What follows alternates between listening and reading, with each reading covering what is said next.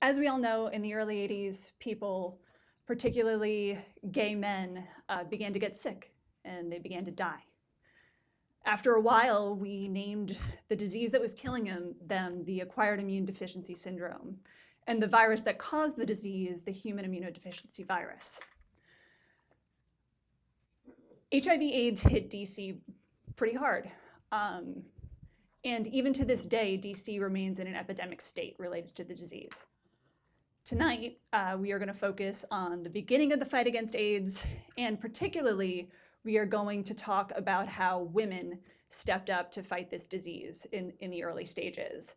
And to that end, we have some distinguished panelists joining us. They are, to begin on my left, Colevia Carter, one of Rainbow History Project's community pioneers. She worked throughout her life to educate people about HIV/AIDS. Among her many achievements are organizing the first DC conference on women and HIV/AIDS, serving as the co-chair of Whitman Walker Clinic AIDS Education, and on the DC Human Rights Commission. Papaya Mann, to my right, another RHP community pioneer and multi-hyphenate, performance artist, poet, and community organizer. She designed the first outreach media campaign materials on HIV/AIDS targeted to the African American community, served as executive director of the AIDS Project East Bay, the DC Cares Consortium, and African AIDS Watch. She has also served on numerous HIV/AIDS councils nationally. Patricia Nalls, here to my left, realizing most services for people with HIV/AIDS in the late 80s were geared towards gay men, founded the Women's Collective, an organization that provides programs and services implemented by women for women whose lives have been dramatically changed by HIV/AIDS. And the Women's Collective continues to operate today. We'll also soon be joined by Dr. Pat Hawkins. I believe we've just been joined by Dr. Pat Hawkins. Yay, exactly. Right on cue. Dr. Hawkins is also an RHP community pioneer.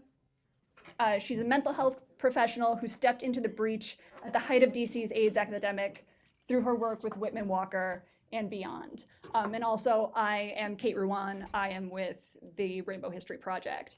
I'd like to begin by turning it over to Ms. Carter to talk a little bit about her work at the beginning of the AIDS crisis. And we'll talk to everyone in turn after that. Hi, good evening, everyone. I want to thank you all for coming out and listening to really it may be a rainbow history, but it's a moving history. It's not something that's just sitting still in the archives of the rainbow history. That we're still moving forward and we're still doing some work. And I want to thank the panelists, and it's a joy to be sharing with you guys. Well, let's see. It's a blessing to be able to still be alive and long enough to share the history that happened here in DC. And for me, I learned about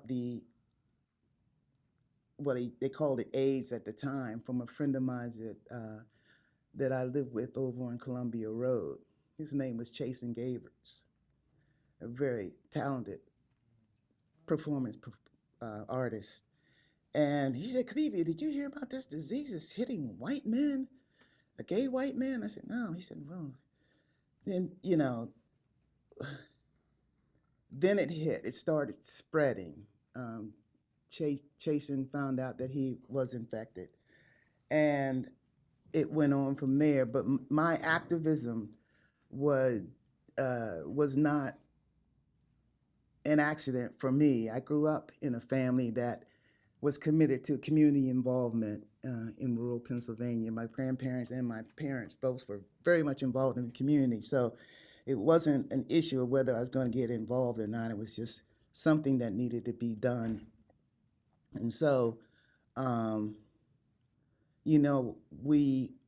people my age, we were also exposed to a lot of activism in my lifetime.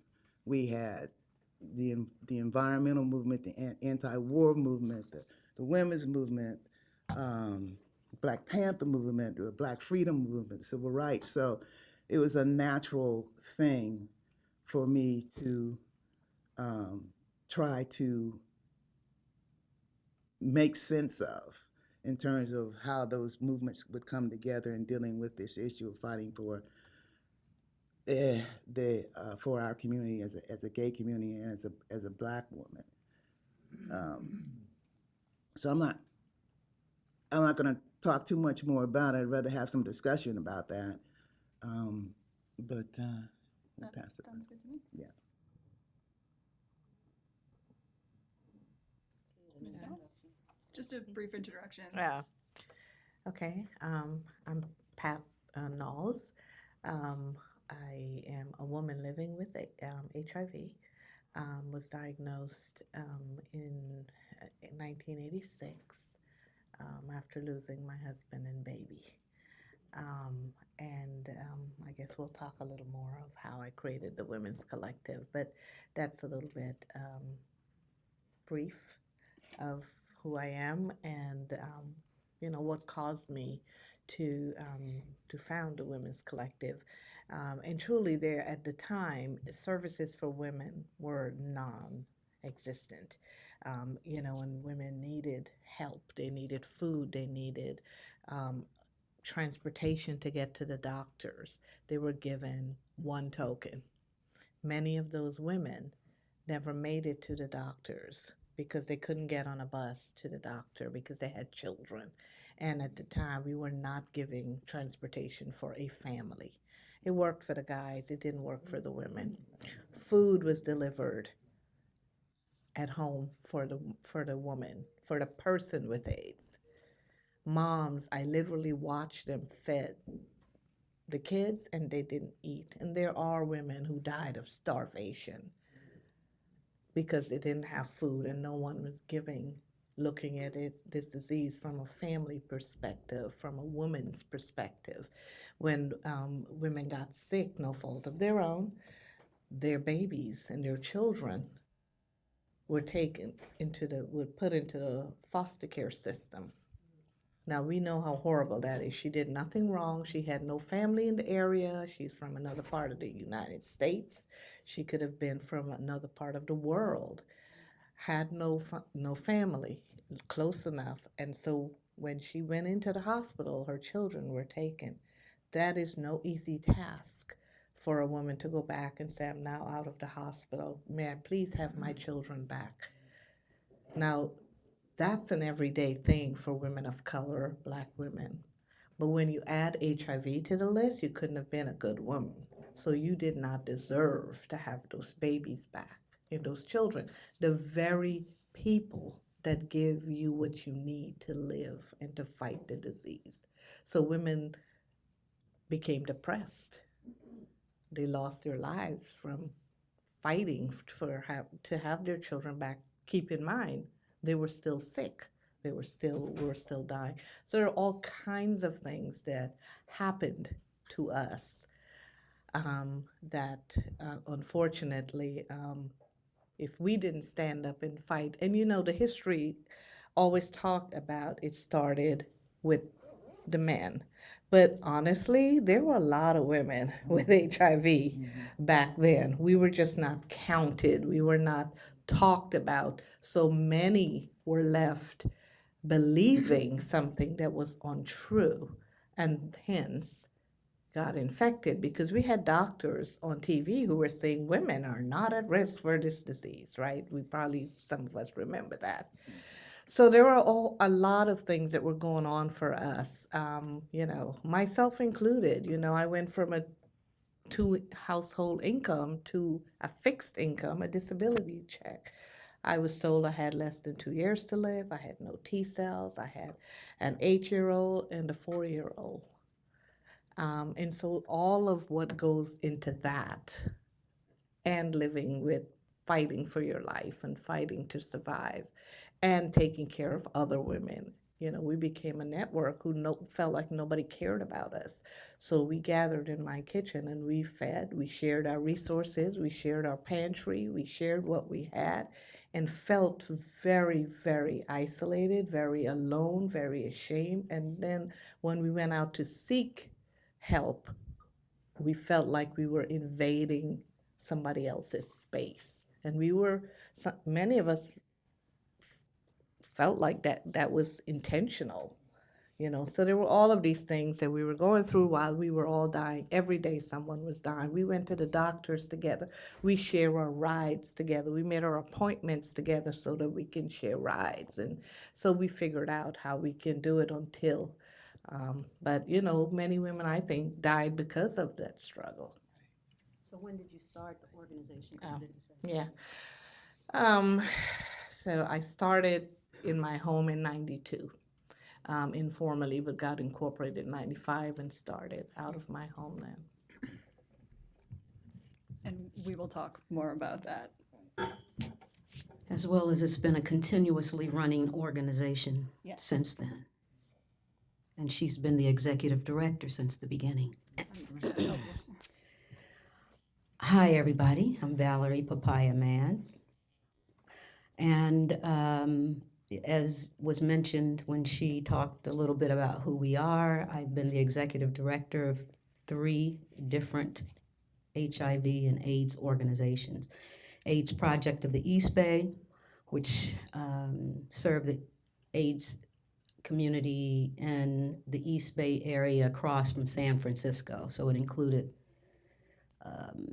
Berkeley, Contra Costa County, on down even further, so maybe 12 counties. And then I came back to Washington, which is my birthplace, and became executive director of DC Care Consortium, and then after that, Africa AIDS Watch. But my story begins before that, because those things happened in the late 80s and then the 90s and so on. But my story begins coming out here in Washington, D.C. in the late 70s and becoming a part of a very artistic and wonderful community here in Washington, D.C. Individuals like the one that Colevia mentioned, Gavin Shaver, Essex Hemphill, and many other artists, Michelle Parkinson, and I can go on and on, Thomas Minor, Thomas Lucas, Gideon Farabee, and so on. And we were artists, and then in my early 20s, we were very focused on partying and having a good time. So we had the opportunity to enjoy the clubhouse, which if you didn't go, you heard about, where basically it opened at midnight, but nobody wanted to be the first one there, so we showed up at 1. And we danced all night long and came out in the morning. And when we come out, we'd always say, wow, it was like the sun had turned itself on while we were partying. As well as the clubhouse and then the coffee house, which I helped Ray Melrose with. He and Gary Walker had it in their carriage house in the rear. And so us artists would go in there and do poetry and do songs, and then we charged $2 or whatever we were charging, and people would come in and we'd buy refreshments, and it was in the alley, and so it was called Unique Alley. And many other expressions, but we would put together shows and go do the shows, and I would do poetry mostly and be with the rest of the artists. That was the late 70s, but then we noticed shortly after that people began to get sick. So I don't want to leave out of this story that when I came out in the late 70s and started becoming a part of various circles, because I love a wide variety of people, and one of the circles was this lawyer named Jim Graham. And Jim Graham and I were friends and associates, and he was a lawyer, and he seemed happy doing that. And I was at American University finishing up with my master's degree in public relations and publicity, and I figured I'd go off and become this high-class New York public relations person and make $1 million, and then $1 million really seemed like a lot of money. Now it doesn't seem like so much money. But then one day, Jim and I got together for lunch to talk, and we noticed that my friends, his friends, were becoming ill. And he had been offered a job as executive director of the Whitman Walker Clinic. And he was tussling with whether he would make that decision to enter this field, because he knew it was very different from law and that you could make a lot of money in law. And then I was tussling with it a little bit because it seemed like something I might be getting ready to get involved in, and I thought I could go off on Wall Street and make a lot of money, and this didn't seem like that. But Jim eventually did accept that job, and you know that his story is a whole nother story that I'm sure will be told. But we developed, at some point after Jim became executive director, he asked me to develop materials for Whitman Walker Clinic. And I want to read to you a portion of what this one says. It first has an AIDS symbol on it. I do have it in larger copy, and I'm gonna send it around so you can see it. You can send that one around so they can see it, but I'm gonna read to you what it says. It says, blacks and other third world gays are highly susceptible to AIDS also, because at that point and always, AIDS has been an issue in the black community here in DC. The U.S. Public Health Services reports that as of August 12th, there are 1,972 reported cases of acquired deficit syndrome, and of the cases reported in the U.S., 57% of the victims are white and 27.8% are black. 14.7% are Hispanic, and the remaining 2% are unknown. To date, 759 cases have resulted in fatality. Figures indicate that at least 41.5% of those who have contracted disease are minorities. And then it goes on to talk about Whitman Walker Clinic setting up an AIDS education fund, because at that point, Whitman Walker Clinic was an HIV and AIDS STD clinic for men. And they were thinking to get involved in AIDS, and they invited Jim to come. And then Jim invited me to come to do this work. So we created a campaign that went to the general public, and then we created a campaign that went to the African American public. And then at that point, as I said, there were less than 1,000 cases of people who had passed from HIV. And this particular ad campaign, since that was my field of study at American University, was a 3-part campaign. So we created this one, which told about coming to the clinic for education, volunteers needed, open hotline 7 days a week, give us a call. And then I created this one, which says, Washington is a capital city, let's keep it that way. Blacks are highly susceptible to AIDS here in our city. There's been a solution, work with us to find that solution. And on here I quote numbers, and it goes up a couple of hundred. So this was part 2. And then the third campaign that I got, part of the campaign, is an AIDS forum for Black and third world gays.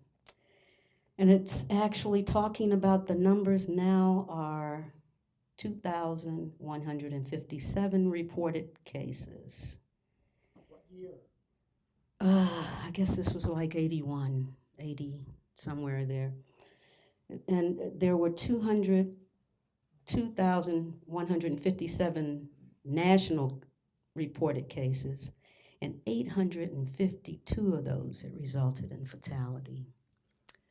We didn't know what was about to happen.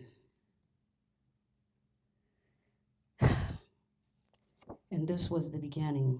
And we're actually creating a coalition with the Clubhouse, where Andre Scott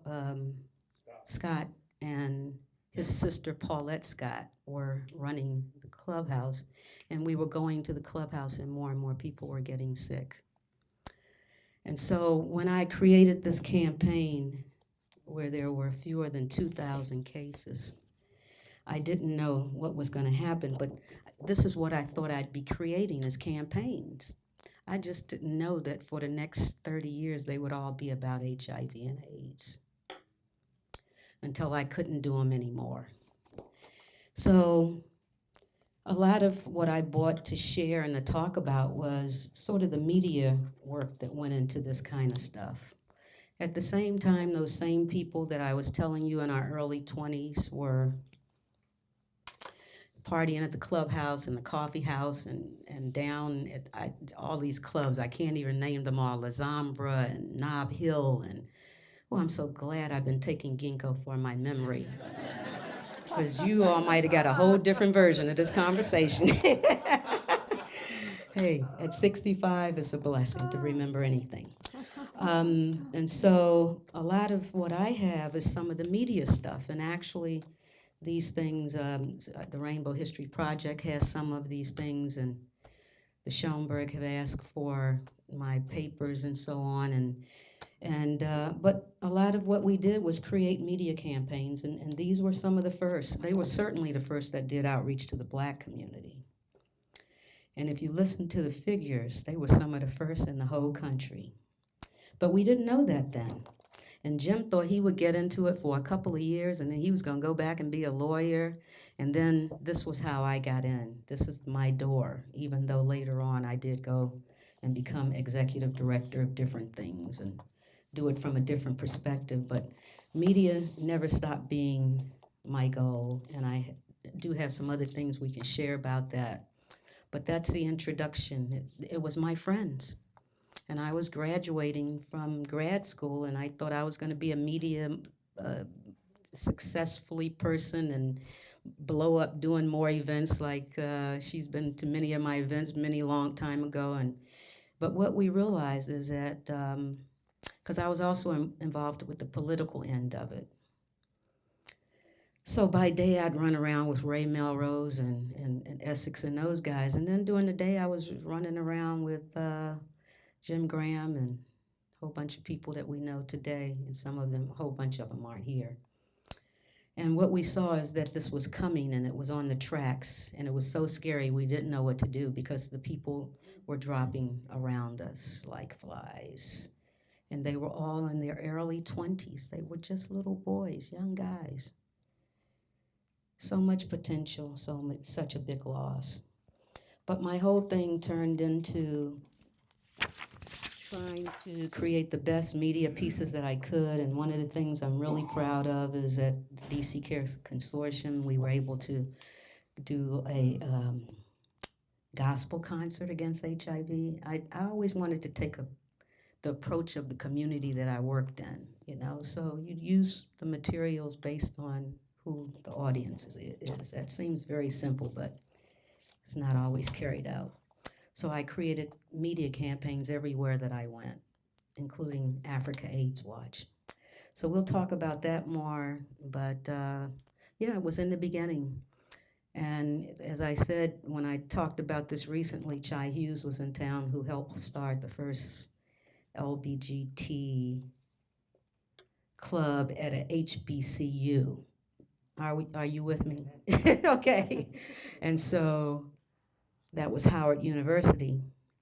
So I was one of those people who was at Howard that did the first Black conference in the country. We were here in Washington, so we thought we could do everything national. We thought that was the coolest thing, that we could do something, call it national, invite people from all over the country. It's still what we do.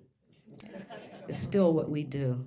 And so we figured we could just do national things, and that's what we did. We had a national conference for LGBT people at what was then the Howard Inn. It's now the Howard, that bookstore is where the Howard Inn used to be. and that was in the early 80s, and I had an opportunity to do public relations. So pretty much most of my public relations work ended up in either the queer community or the HIV community. I guess it was just the Creator that sent me to go get the training to be able to do it. And I'm happy that I was able and willing. So I'm going to let Pat do her introduction. Thank you, Papaya. It's really nice to see so many people out here. I really appreciate that. I have this terrible feeling that so much of our history is going to be gone because we've lost so many men, and we're now losing our women as well as people get older. And it's really important that those of you who are younger know something about what it was like. I first got involved with my first patient. I'm a clinical psychologist, and I was running substance abuse treatment programs in southern Maryland, which is a very rural area at that time, and was deep, deep in the closet. No one in southern Maryland was out, and I heard about AIDS, and I didn't know anyone yet. I saw my first patient in late '83, and it was a person, his family asked me to see him in the hospital. We didn't have the test yet. It wasn't even called AIDS yet. It was, gay men-related disease, if you remember GRID, gay-related immune deficiency syndrome. And he was so deep in the closet, he wouldn't even talk to me about the fact that he was in the closet. But he was being treated by everyone in full moonshot gowns. I mean, complete, with a mask and double gloves and the whole, just like they do with Ebola now. Later, of course, I did see patients at Howard, and we actually had a situation at Howard. I went to see a patient, and all these food trays, he'd been there for 2 days, all the trays were still outside the door. And Whitman Walker sued Howard on that case and actually won a very significant settlement for that woman.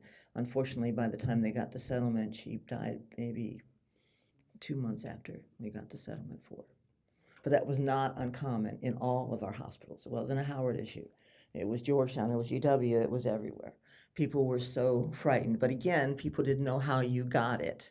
There were theories about how you got it, but a lot of people thought it was airborne, which of course it never was. But people were afraid of that. I saw my first patients in treatment.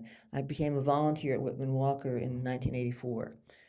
We organized a training for therapists and mental health professionals because so many people were so depressed. People were committing suicide. They weren't sick yet, and they were committing suicide just because they were so afraid of what was going to happen and the stigma that was going to come with that. So there was a lot of need for mental health support.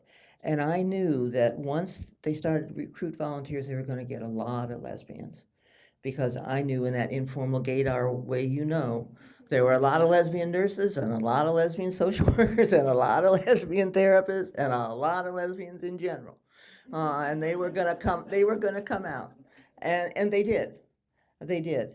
The helping professions came out, and I said we organized a therapy support group after the training, and we met every month for about 2 years. There were 18 of us in that group at one point in time, and there are only 2 of us left, and that's myself and my spouse, the women in the group. Everybody else died. And I've got to say something about those times. The first patients we saw in our office, we had a space up on the mental block. You all know where the mental block is in Connecticut, across from the zoo, where there are 1 million therapists have their offices. We used to call it the mental block. And we wiped down everything when these patients came in. We wiped down the doorknobs, we wiped down where they sat, we wiped down everything. And the next week they came back, and we said, this is crazy. If it's not, we don't think it's airborne. If it turns out it is, it turns out it is. We can't be going around wiping things off all the time. And what was the message that you're sending to the patient? I came on the board of Whitman Walker in '87. Jim asked me to come on as board director for the AIDS program, and I did. And then I came on staff in '89 when he asked me if I would come on as his deputy and have charge of all the non-medical programs. And I stayed there for 19 years. And so saw a lot of changes and a lot of development over time, and we can talk some about that later. But I want to make a point about the heroes of that early time. People were so stigmatized. My partner then, now my spouse, She was working in a medical facility, the old soldiers' home. And once people found out she was volunteering at Whitman Walker, people wouldn't eat with her. These are doctors and nurses in the dining room. That's what it was like for people who were just working with people. So you can imagine what it was like for the people who had AIDS and whose families knew they had AIDS. But the heroes that I think we often forget about that time was all the people who outed themselves, the gay men and lesbians who outed themselves by volunteering at Whitman Walker. One of the things we used to ask people when they came for interviews was how did they realize that by volunteering or working at the clinic, people would automatically assume they were gay. They weren't all gay. We had straight people too, but they were mostly gay. And people had to really stop and think about that because many people were still in the closet in those days. People were not out. And those people just came forward anyway. And the other folks were the HIV positive staff that we had. And I know there's some people here from Whitman Walker, Barbara Lewis, who remember that. These were people who were watching everything play out in front of them that was going to happen to them. And there wasn't any medicine, there was nothing. So, and we're not talking the way AIDS is now or HIV is now. We are talking PML, dementia, brain disease. We're talking, you'd see a patient on Friday and he could be dead on Monday from pneumocystis pneumonia. And that's what people were looking at that were working with, and they knew they were going to be in that same place. And the life expectancy when I started working with this was 6 months from diagnosis. Now, of course, diagnosis didn't come, we didn't have tests yet, so it was really when you had already gotten pretty sick. It got better. By 1989, I had 500 names of people that I knew that I had lost, either staff or patients or friends. And I had a much smaller list than some of my colleagues in San Francisco had at that point. And the worst it ever was for me was in 91. In a 2-week period, I lost 10 people. Went to 10 funerals in a 2-week period of time. One of them was a young woman that I had worked with. She died on her 21st birthday at Georgetown. She'd been 6 and she was 15. Her mother had killed herself because her mother had AIDS. Her mother was a drug abuser in New York City. The father of her baby had killed himself, and her baby had died of AIDS, and she was 15. And New York City called me and asked us in Washington, could we find a place for her to stay? They had no place for anybody like that in New York. And I had been a founder of Damien Ministries, and we were able to put her in our women's house. And later she moved into Whitman Walker. She fell in love with a guy at Whitman Walker, and Whitman Walker, the house, gave her this beautiful wedding. When she was 19, she had a beautiful wedding. She graduated high school. She did all the things right. And she died when she was 21 with her husband and me at her bedside because her family was all gone. And that's what it was like. And then the other group of people who get ignored all the time are the men who went to NIH and participated in the trials.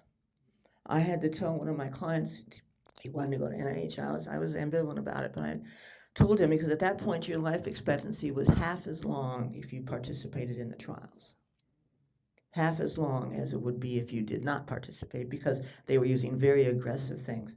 He went in on a Saturday and was dead on Monday. They were heating the blood. You may remember that trial. They were heating the blood as hot as they could get it, and then they would give another transfusion because they thought that might kill the virus. Well, it also killed a lot of the people who were in the trial. So, and nobody talks about those guys. And he said, when I told him, he said, I know that, he said, but Pat, it's too late for me. Nobody can do anything for me, I'm too sick. But if what I can do is do something for somebody who's going to come after me, and they'll live a little longer, then it's worth every second of doing it. And he was dead 4 days later. But there are a lot of those men that we don't have an AIDS memorial that truly, and we should have in this Capitol, that recognizes all those people and the impact that it had on all of us in the community. So we can talk more about, the medical underground and the stealing drugs and getting drugs to people, and a lot of assisted suicide, a lot of things from that time. But the heroes are the things I hope people will keep with them in their heads. You all can pass that on the other side, and then Can you pass the ad? so that they can see it too. They did get it? Okay. Okay, good. It's got to come forward, I think.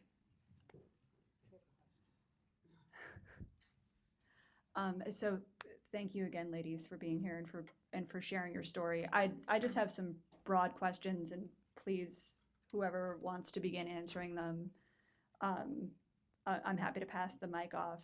My first, it follows on from some of the things that you have said.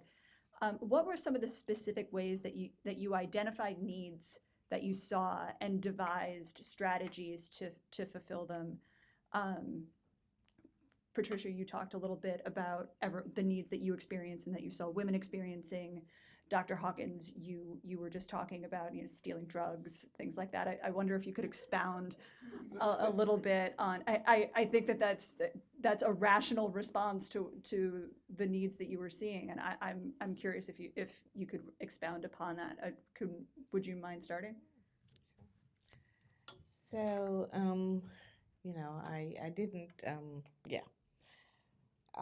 So I always say that if I had sat home and planned how I was going, all the strategies and how I'm going to start this agency, what goes first, what goes second, where I get the money, it would never have happened. So I just want to I think back then we all did what we had to do that was humanly possible, honestly. We didn't think much about it. We just kind of rolled up the sleeves and did what was happening. For me, again, as a woman who had just been diagnosed, thought I was the only woman. And so I know right away I needed to find some other women. Like people kept telling me there are some other women, but I couldn't see them. I didn't see them on TV. I didn't see them. So I went to my doctor and I asked her, am I the only one? And she says, no, there are some other women. And, but of course, I can't give you their information. But she gave me this little tape that had some women talking, and they were from an agency, a women's agency that was in existence at the time. And so I went there and I volunteered and I started to meet all these women. And before I knew it, I was having a support group in my home. Women were coming, flowing. We were sitting around creating wills. Who's going to have the babies? Who's going to do this, this, and this? So we just sort of operated like that. Like somebody didn't have food.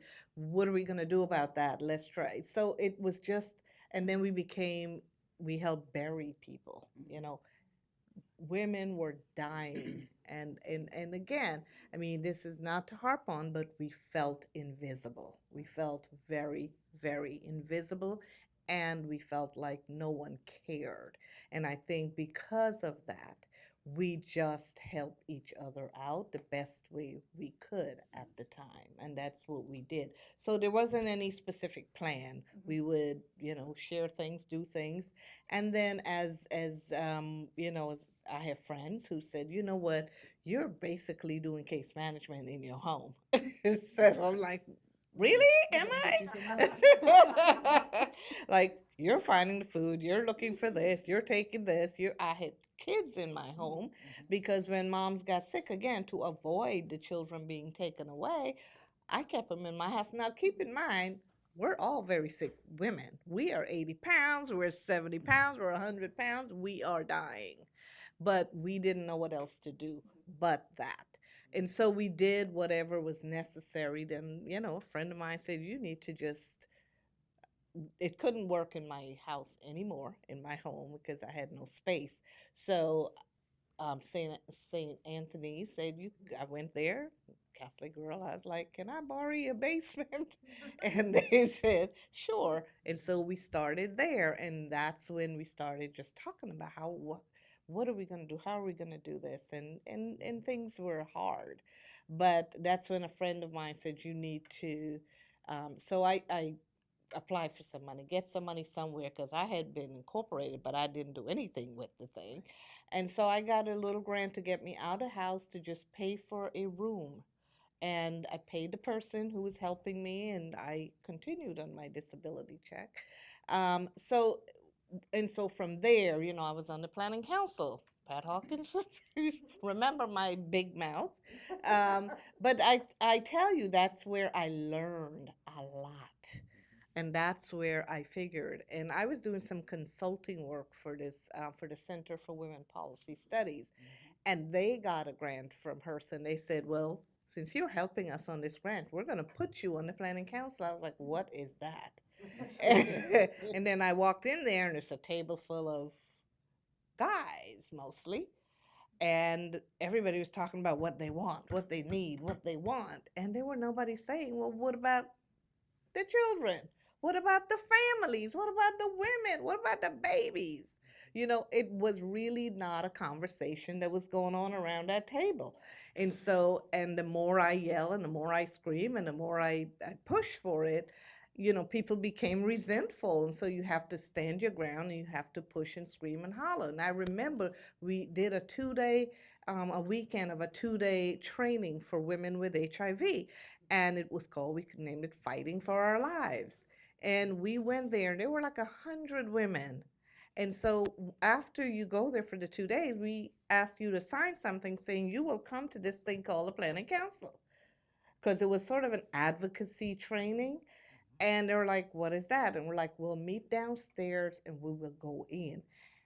Because we had been asking them to provide childcare at the Planning Council, to provide food at the Planning Council, because women cannot come without these things, you know, and it was always no, no, no, no, no, we don't have it, we can't do it. So finally I said, bring the babies, let's bring them, let them run wild, let them do whatever they have to do, and let's not shush them at all. And sure enough, those children, a lot of the women came, not maybe about 30, 35, and they brought the babies, and they were running, and there were some people around there like, oh my God.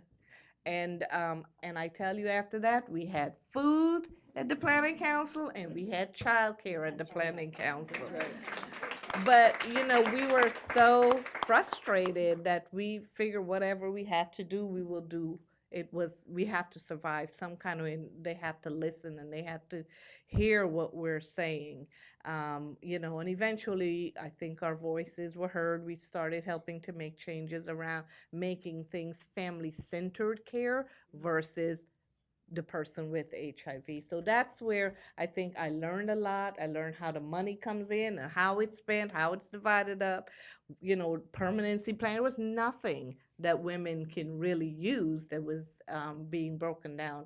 Case management, like permanency planning, child care, all those things, you know, really, respite care for women, things like that were not there. But with a lot of advocacy, we were able to get some of those changes. So we started at that table, and then it enabled us to be able to create some of these organizations, frankly, for Black gay men too, because, you know, they were also in a similar bind as women of color, because they were also not feeling like their needs were being met and that they were welcome in all of the spaces. And so they were taking people to their home and taking care of them and having them die.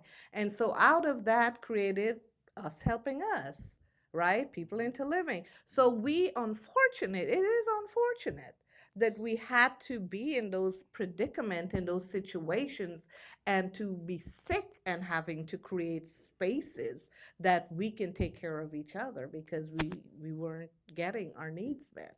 So, you know, that's how a lot of us came about and were created because of that need that were not being met. Would anybody else? Colevia, I saw you nodding along. I was not. I'm gonna come in front of you. I was just thinking about it, what Pat was saying and what Pat. Pat and Pat. That's what I thought. A lot of my involvement, because of the position that I held in government, involved a lot of grant writing and contracting to groups like Pat's and Whitman Walker, stuff like that. But you know, as an individual, even if even if you didn't have a position or was not directly affected by it, you know, a lot of this work required crash courses in medical terminology and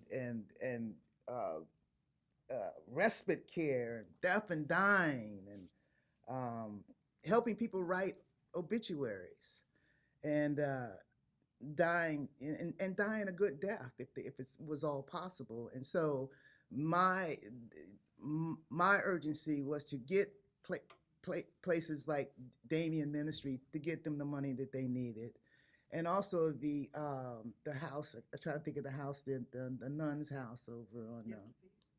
Yes, there was just so many needs being identified, and having those crash courses and learning all the information from the very beginning. You know, even where you were, you could start identifying needs, especially if you worked in an institution like I worked in, and I worked in the Department of Corrections as a community relations volunteer services. So right there, I was gifted the opportunity to bring different resources and information into the prison system. So I contacted a guy by the name of Billy Jones, who worked at the Whitman Walker Clinic, and we set up a series of training for the inmates at Lorton, at all the facilities, the maximum facility, the minimum youth facilities. And not only that, but also their families who came on Family Day. We made sure we had outreach and information for them as well. So identifying resources is, and the need is through information. You got to have the right information.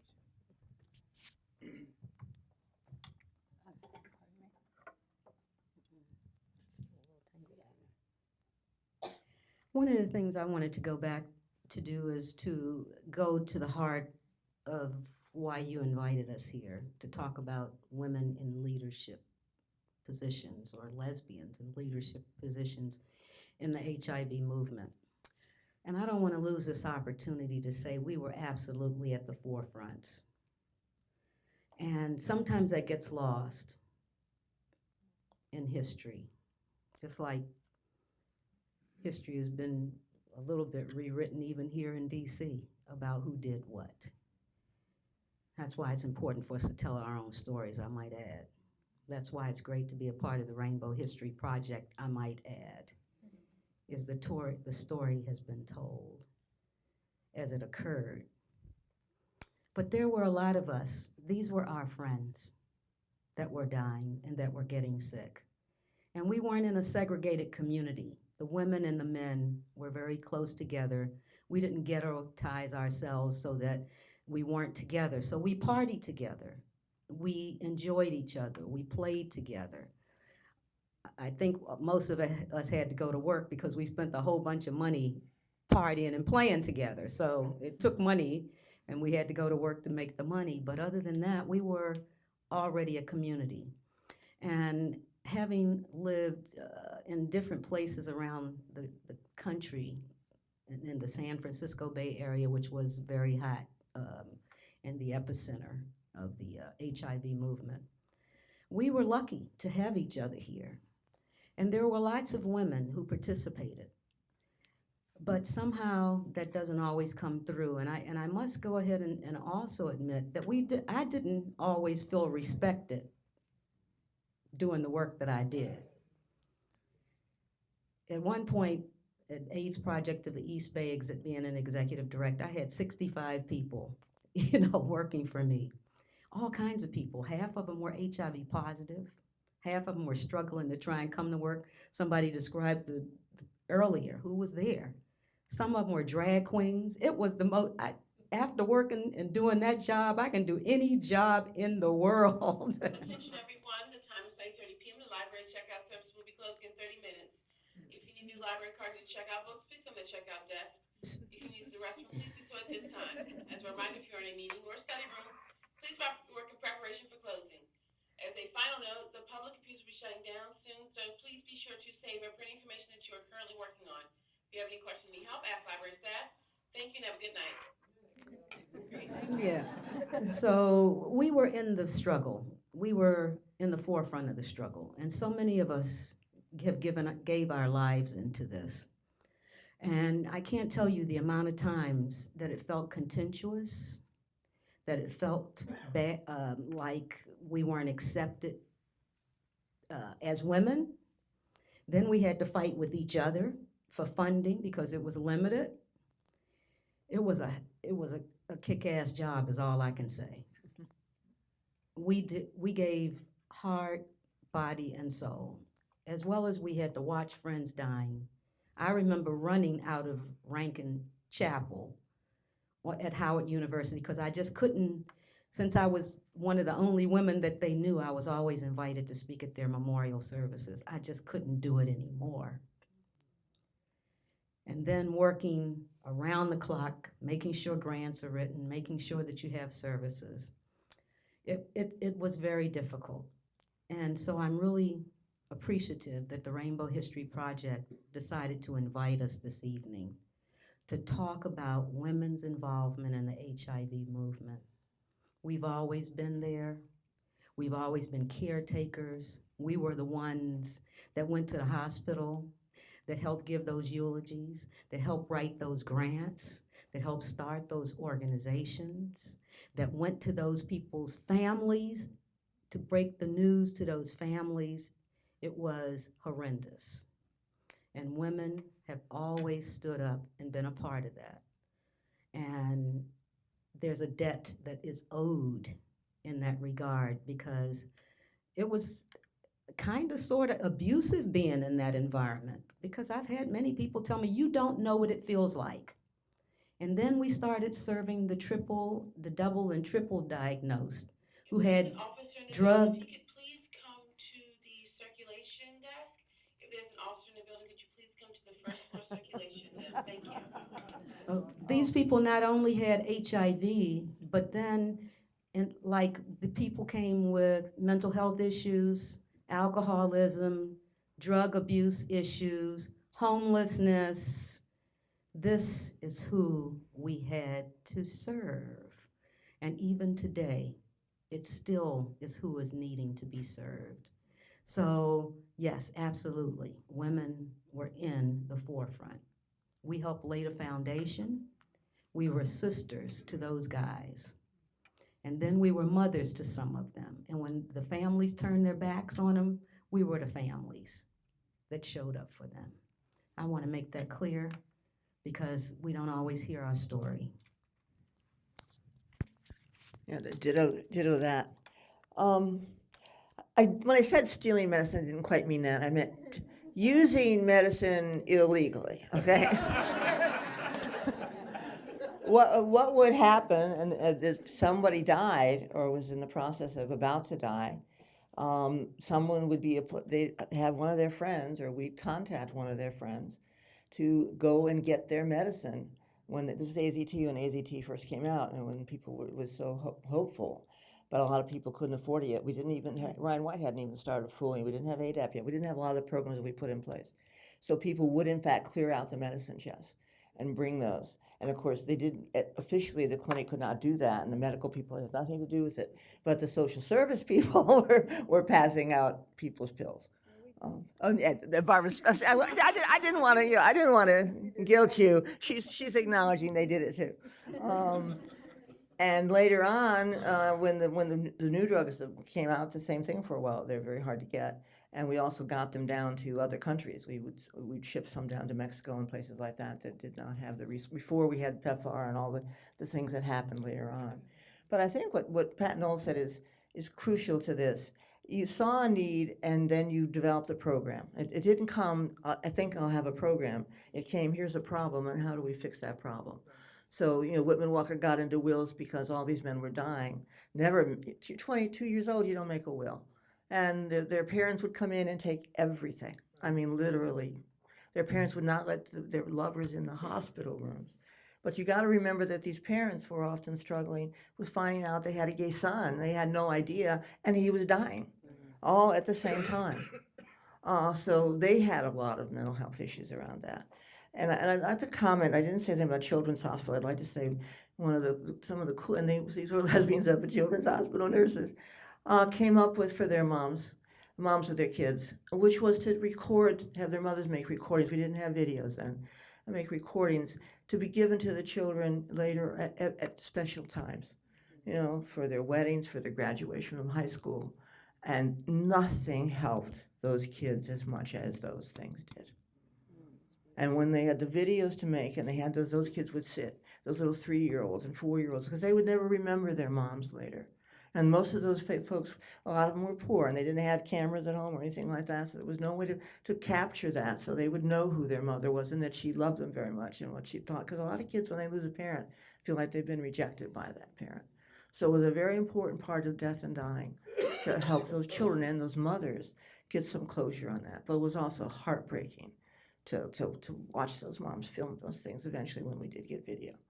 I think the issue with other issues, like one example, I was a founding member of Damien Ministries. My patient was was Lou Tisconi, and one of my very first patients. And he'd been in seminary and was diagnosed and came to Washington. He didn't know where to go. He's in seminary in Texas, had no idea where to go. Came to Washington because he heard we were doing some stuff here. And from that came the idea of Damien for priests, because priests all across the country were being thrown out of their rectories and put in little tiny rooms somewhere downtown, nowhere around their parishes, and dying alone and isolated. So Damien Ministries was formed to meet that need. And then you had the same thing happen with the DC Care Consortium, which Papaya was executive director of, was formed to meet the title. I won't get you into all the issues of Ryan White, but it was formed to help get money out to new organizations that were beginning to come together. The Metropolitan AIDS Service Coalition, I was a founding member, and that was the precursor of Ryan White.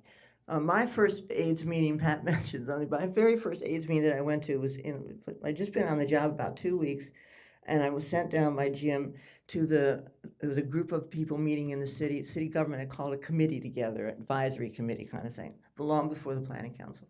And went down to this meeting, down at the health department, and I sat, and I'm used to mental health meetings where everybody's very nice to each other, and how do you feel about that, and all that kind of nice, caring things.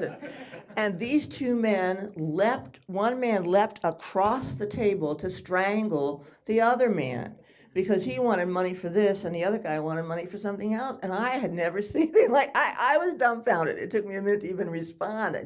I had no idea that meetings could be like this. But that was the contentiousness. And Pat's talking about, I remember when they brought all the kids to the planning council, and there were kids everywhere. They were all running around, and yeah, we got childcare the very next meeting.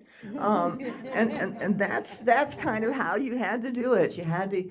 And the same thing with medical marijuana. I was sending 85-year-old people on 2 canes, not just one like I'm on tonight, out into alleys to score marijuana so they could eat. This is before we had the appetite stimulants that we have now. And people were wasting away from not able to eat. And marijuana fixed that. The other good thing marijuana did is it helped with depression.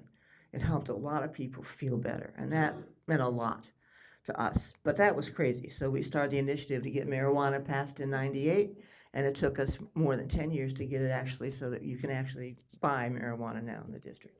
So a lot of progress in this city in the health area in general. The whole idea of case management, comprehensive case management, the whole idea of meeting the needs where clients were, that really came out of the HIV epidemic.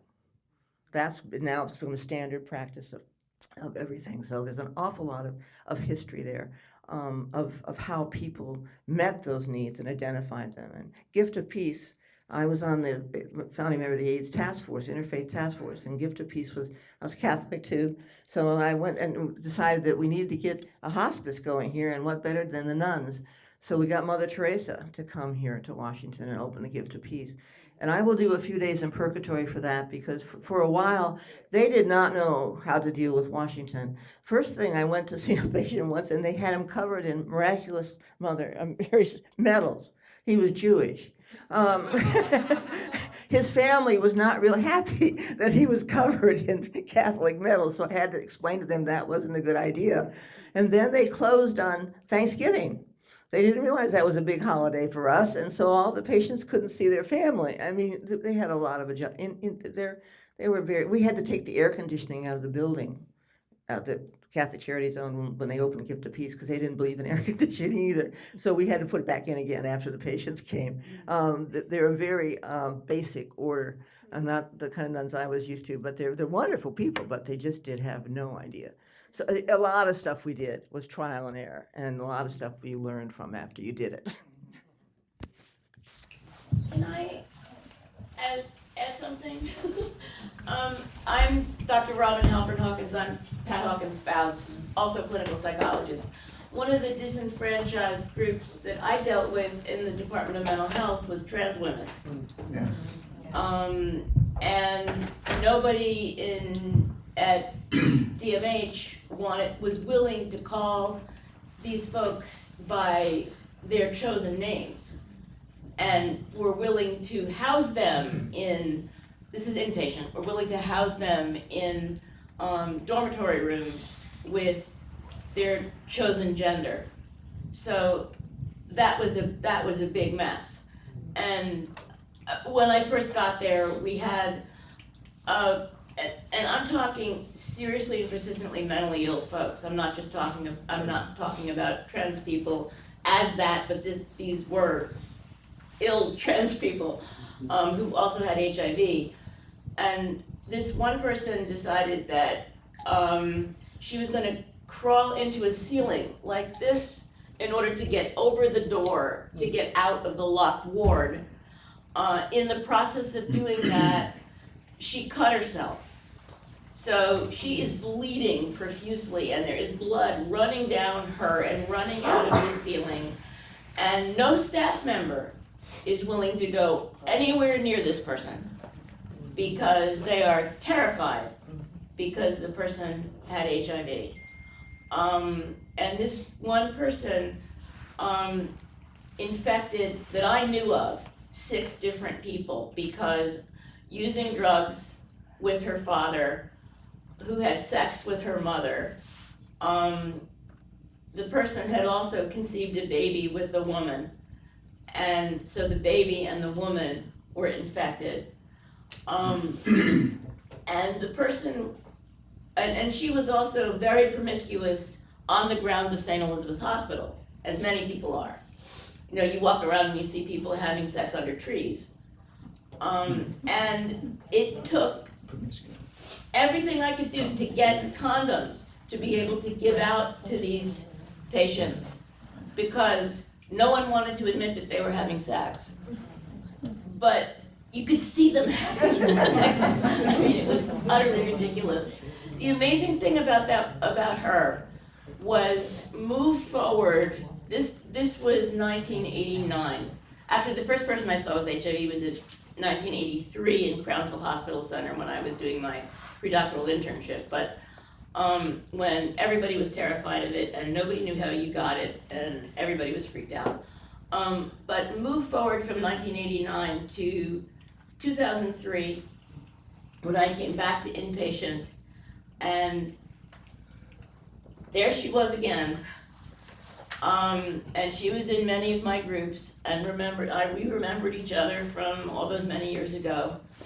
And then she got very sick and she died, and Pat and I were among the people with Earlene Budd, who raised money so she could have a decent funeral. But the drugs, the antiretrovirals really helped her. But that was a very disenfranchised group of people within the Department of Mental Health, and I would imagine in other agencies too. Because they were insisted upon calling her Mr. So-and-so, and she would insist on her name, and her husband was incarcerated in the John Howard Pavilion, which was the part of St. E's for the quote-unquote criminally insane, and she would talk about him, and nobody but me would give her any reinforcement for having a loving relationship with anybody. So I just wanted to throw that in. I just wanted to add, we haven't talked about the adolescents, and I after I left the Department of Corrections, I came to the Health Department on recommendation of Dr. Hawkins, and I worked with the Office on AIDS Activities, which was the jumping point to transfer to the Office of Maternal Child Health, which was a better fit in terms of what we're trying to do, reaching at-risk youth, which included not only HIV/AIDS but substance abuse and other things. But I just wanted to make sure that we got that in, that our community took care of that population quite well. And there again, we used it as a wraparound and a coordination of existing programs that were already in existence, and made sure that they really reached out to that population. So. Y'all all don't think about how hard getting condoms places were, how hard it was to get condoms any place back then. I ran my drug program, as I said, in Southern Maryland, and I had a lot of adolescents primarily. And the way I got our kids to start using them is I put them on the backs of the bathrooms. I had to deal with my board and get their permission and all this kind of stuff. Put them on the backs of the bathrooms and put them that said small, medium, and large. So when we just had condoms, no one took them. When we put the large condoms up, they all went. That's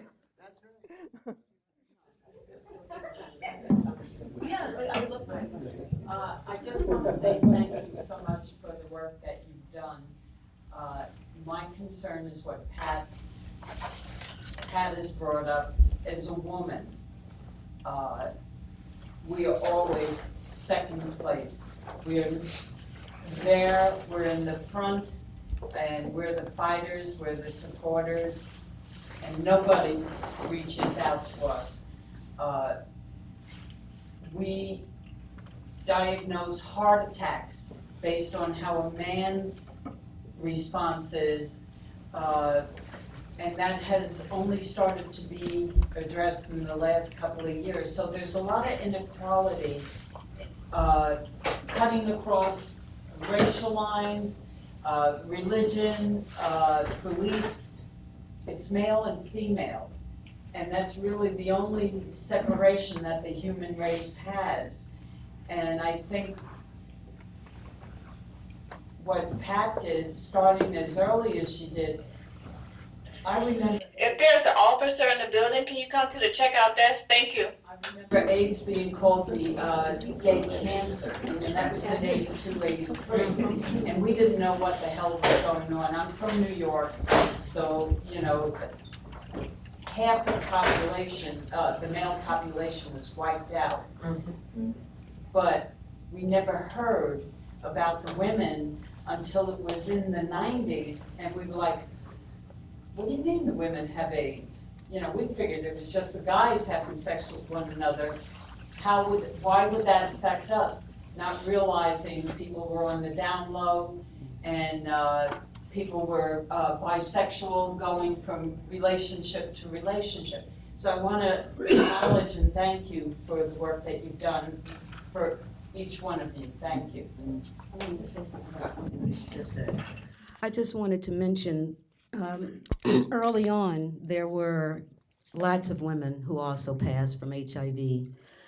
Some of them that Pat talked about, but some of those women were in our community that sort of identified as lesbians. They were bisexual. And I discovered in hindsight, because I wasn't one of those, that many of them were having sex with gay men. The time is 9:50 p.m. And The library checkout service will be closing in 10 minutes. it was a Checkout books, please come to the checkout desk. At this time, all meeting and study rooms must be vacated. If you use the restroom, please do so. If any questions, help ask. They're serious about these books now, because they're gonna have y'all arrested, okay? So it was very interesting that a lot of the women we were very close together, so a lot of the women party with the guys too. You know, and that doesn't get talked about so much. When we went to the clubhouse, everybody was in there. Really, I'm telling you, people came from all over the country to go in there. There were straight people, gay people, bisexuals, transsexuals, and a whole bunch of people that I can't even tell you who they were. But everybody went, and there was always late night partying. So a lot of women, we don't acknowledge those women who were bi and who left. Many of them did not want to acknowledge that they had HIV because it was like reverse discrimination, that you're in the community and now you come up with this. Right. So you don't want to out yourself as being a bisexual, so you just kind of tell people just the symptoms. Oh, I have this, I have that. And a lot of women went into hiding around that. So I'm glad that you actually mentioned that, because it made me remember a lot of the lesbians or bisexual women who also suffered, but had nobody really there to speak for them. I need to address that too. Ms. Nalls actually asked to go first, but then Yeah, then and that triggered for me also that there were several women in the women's collective support group who were actually lesbian women. And I have to tell you that those women died a very lonely death. Those were the women who had been disowned by their families. They had no families. They had been in lesbian relationships for 10, 15 years. They had no idea. And then when HIV hit them and they found out, they were also shunned by the lesbian community, who kept blaming them for bringing AIDS into their community. They went to, I think there was a lesbian support group, and they would hear in that support group, they will be sitting in the group and hear the folks in the support group talking about lesbians who are bringing this disease into our community. And they were sitting there, they were hurt, I know several of them who died alone with no one there. And those are also lesbians who helped some of the gay guys as they died, but had no one there for them. So that triggered what you know, and you know, in the support group that we started at the Women's Collective, it was gay women, it was straight women, it was any woman. You come in, and it was DC, Chocolate City, so it was predominantly Black women. So, but those were some of the saddest deaths that I have seen, to be very honest with you. Family, none. Community who became their family were talking about them, shunned them. They were so ashamed. So Yeah. I also want to address that I was part of an organization that sponsored the first East Coast National Women's AIDS Conference in 1986. So it was pretty well attended. It was down the district building here in DC, and the problem with a lot of women not knowing until the 90s was because it was the population that was affected. They were on the edges. They were already outside of anybody that people would normally know or want to even be associated with. And the other thing is that it depends on your perspective, that it was, a lot of people thought that it was the bisexual women that were causing the problems in terms of, and it wasn't necessarily the lesbians, you know, because. there was substance use too. And so, but the thing is that's the not so kumbaya stuff that was happening in the community. That was kind of that was a rumbling in the community, the social political stuff that was going on with this. I wish we had more time to talk about that. I wish we had more time too. But that's when I get really yeah. I think we're going to have to do this again, ladies. I hope you're ready to come back. Thank you so much.